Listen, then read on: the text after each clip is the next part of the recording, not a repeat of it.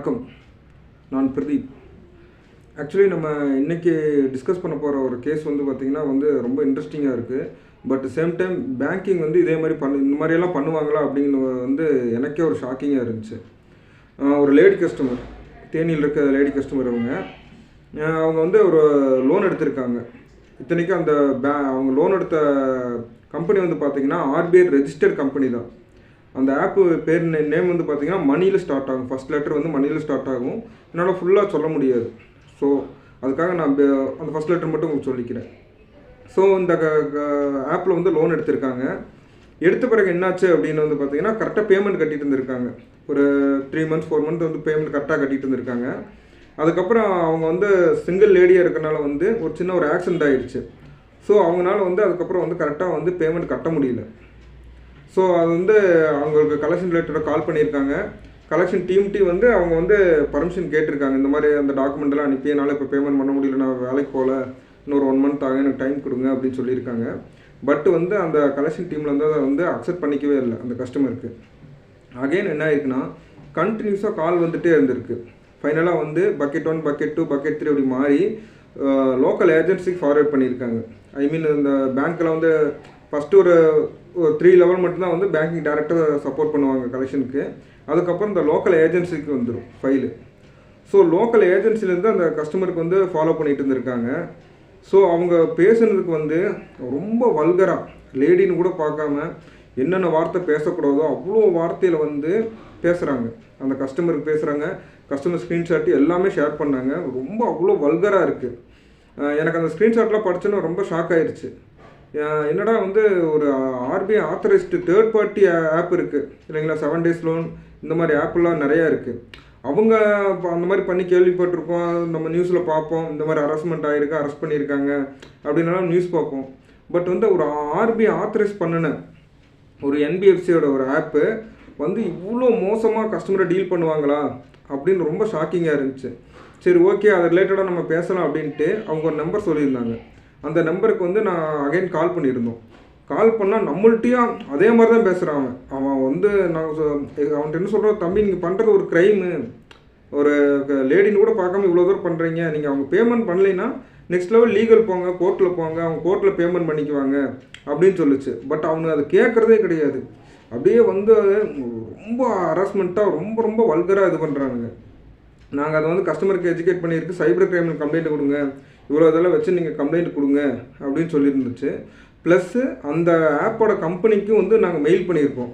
Mail பண்ணதுக்கு just ticket number தான் generate பண்ணியிருக்காங்களே ஒழிய அதுக்கு அடுத்து எந்த ஸ்டெப்புமே எடுக்க கிடையாது. இப்போ நம்ம இந்த ஆப்பெல்லாம் எடுக்கிறோம் பார்த்தீங்களா, எக்ஸாம்பிள் இந்த ஆப்பே சொல்கிறோம் அப்படின்னா டேரெக்டாக அந்த கம்பெனி மட்டும் ஃபண்டு அவங்க வெளி சர்க்குலேட்டுக்கு பண்ணுறது கிடையாது. இப்போ அவங்க ஜஸ்ட் ஒரு புரோக்கர் மாதிரி தான் அந்த ஆப்புங்கிறது.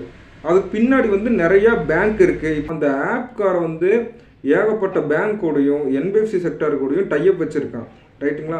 இப்போ நான் அப்ளை பண்ணுறேன்னா என் ப்ரொஃபைல் பேங்கிங்கில் போகுமா இல்லை என்பிஎஃப்சியில் போகுமா அப்படின்னு பார்த்து அதுக்கப்புறம் தான் ரெஃபர் பண்ணி நமக்கு லோன் அப்ரூவ் பண்ணுறாங்க.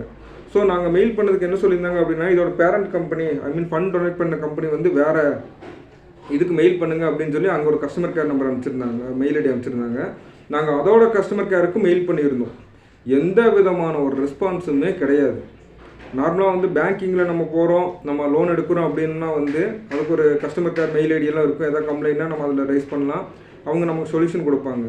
பட் இந்த மாதிரி ஆப்பில் எடுக்கிற லோனுக்கு என்பிஎஃப்சி அப்ரூவ்டாகவே இருந்தாலும் சரி, ரைட்டுங்களா, நம்ம மெயில் பண்ணுறப்போ ப்ராப்பர் ரெஸ்பான்ஸே கிடையாது. ஸோ நான் பர்சனலாக உங்களுக்கு சஜஸ்ட் பண்ணுறது என்னென்னா, தயவு செஞ்சு என்பிஎஃப்சி செக்டார்லேயும் சரி உங்களுக்கு லோன் அப்ரூவ் ஆகுதுன்னா தயவு செஞ்சு அதில் எடுக்காதீங்க. நார்மல் 7 days ஆப்பு இந்த மாதிரி இருக்குன்னா அதில் சுத்தமாக சொல்லவே வேணாம். அது ரொம்ப ரொம்ப ஹராஸ்மெண்ட்டு. நீங்கள் அதில் பேமெண்ட் கட்டினாலும் அகெயின் உங்களை த்ரெட்டனிங் பண்ணி, ஐ மீன் 7 days ஆப்பு இந்த மாதிரி இருக்குது பார்த்தீங்களா, அதில் சொல்லுது. நீங்கள் பேமெண்ட் கட்டினாலும் உங்கள் டேட்டாவை அவன் எடுத்து வச்சுட்டு திருப்பி உங்களை த்ரெட்டனிங் பண்ணி உங்கள்கிட்ட பணம் பறிக்கிறது தான் அவனோட குறிக்கோளாக இருக்கும். நம்ம பணம் கட்டிட்டு அதுலேருந்து வெளியே வந்துடுவோம் அப்படின்ட்டுலாம் எதுவுமே கிடையாது. ஸோ நீங்கள் இந்த மாதிரி ஒரு சுச்சுவேஷன் இருக்கிறீங்க, பர்டிகுலராக லேடி கஸ்டமராக இருக்கீங்கன்னா தயவு செஞ்சு நீங்கள் உங்களோட கம்ப்ளைண்ட்டை டேரெக்டாக ஸ்டேஷன் போய் கொடுக்கணும் அப்படின்ட்டு கிடையாது. சைபர் கிரைமில் நீங்கள் உங்களோட மொபைல் எடுத்தாவே போதும்.